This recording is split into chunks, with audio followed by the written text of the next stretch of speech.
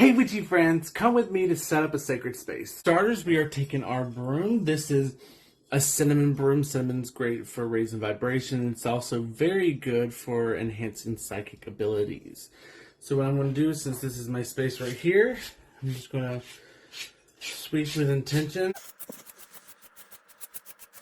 Take our candle. I normally would use my desk candle, but since this is for a specific working, I wanted to kind of give it a different candle. And this is already a pre-use, but I used it for meditation and for stuff like that, so I'm okay with using it for this. Next, since I do not have my lighter, we're going to use our torch. Okay. So we have our candle. Then we are going to set up our altar for what we're using it for. So now that we've done that, we're going to go ahead and get out our cinnamon stick.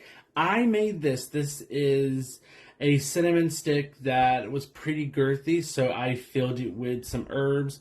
There is some mugwort in here. There is some peppermint. There is some spearmint. And I want to say there's some rosemary and orange peel. And I think it just smells terrific. So we are going to light it. Lay that right there. Yes, this is a cutting board. But it is... I encourage anyone, go to a thrift store. If you find an old cutting board, get it. Clean it physically and cleanse it.